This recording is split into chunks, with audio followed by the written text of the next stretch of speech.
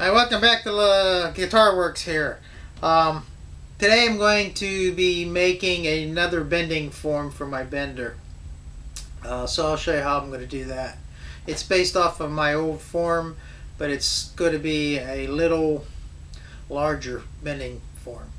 So let's get to it. Right here is my old template for my side bender form, and the new template that I need for the form needs to be 5/32 larger. So what I've done is already screwed it down to the piece I'm going to cut out to another work surface below. And again I've just taken a collar to my router. And this one is a 7/16 OD collar, and it has a 1/8 inch bit in there, and that should cut this form to 5/32 larger.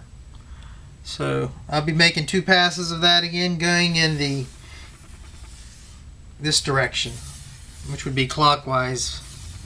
Let's go ahead and start it, I guess. And again, my router's on a foot switch.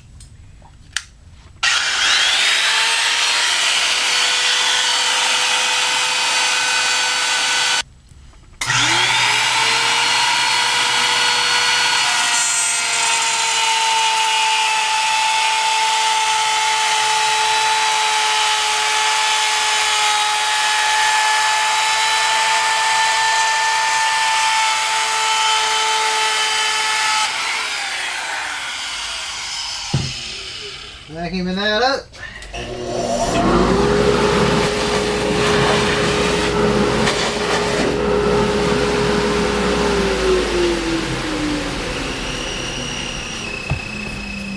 Reset my depth.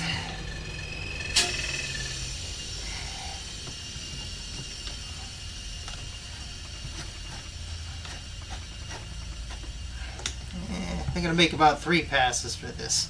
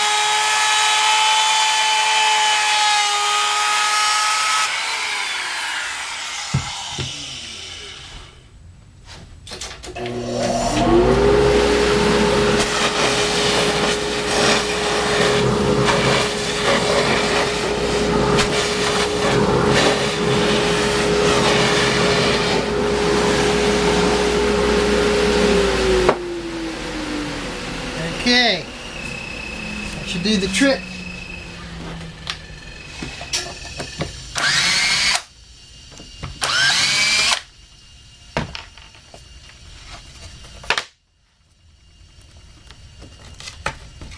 There's some old double stick tape on the back of this. But there it is. That'll be my new form template. And now I'm gonna, off of this, I'm going to use this template and put this piece back on. Well, I'll turn it over. And I'm going to make another template for the outside part of a form. It would almost be like an outside mold. But this form needs to be... Okay, I'm going to make this form out of this, but this is going to have a gap of 3/16 in it, so I need a space for the outside form to be 3/16 more than this, and I'm going to go back to using an 1/8 inch bit with a 5/16 OD collar, and that'll give me my proper spacing for that. Okay, I've changed the collar out, and I'll route over the form we just made, and this part here is the part that I'll keep for the template for the sort of like the outside mold would be if I was making a mold. I know you've seen this, but actually what I'm hoping that everybody gets out of this is how valuable of a tool these collars can be for duplicating and making templates and forms, and they're an underused tool as far as I can see for routers. It's a great way of making forms and templates. All right, enough of that. Let's get it done, I guess.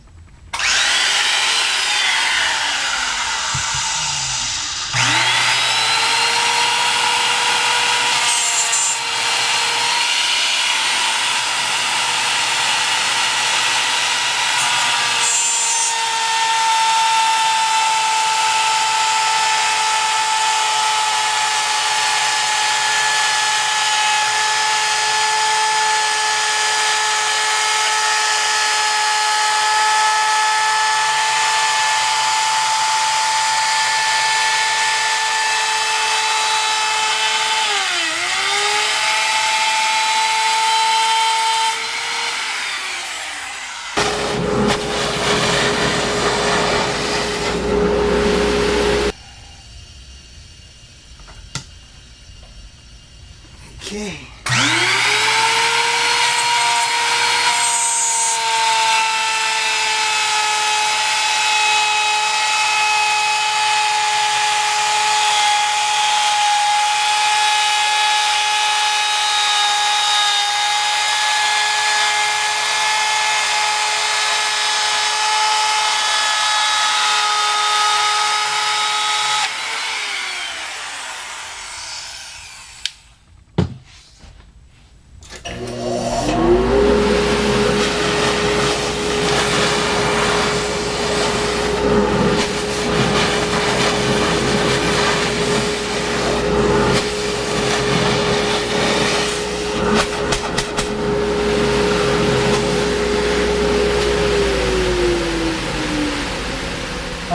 Also, one thing I like to point out here is the direction that you're routing in. As if I would, for instance, the router's turning clockwise, and so when I'm feeding, when it's turning clockwise, the bit looking down, and so as it cuts into the work, it causes a torque in the opposite direction of a counterclockwise torque on the router. And what that helps do is it kicks the router back against this template. So when I'm going in this direction, it helps to hold it to this, against this template.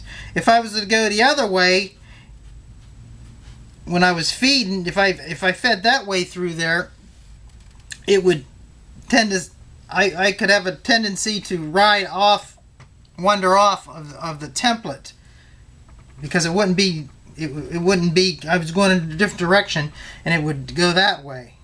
And so that's something to always keep in mind.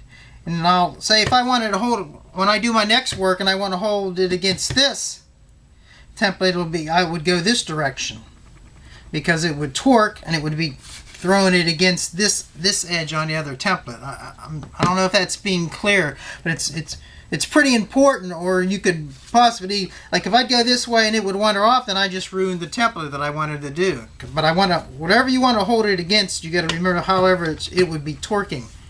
I don't know if that's clear. I guess once you do it and you start wandering off, then it'll make more sense. But that's why I always tell you, go in that direction or that direction, so you don't ruin a piece.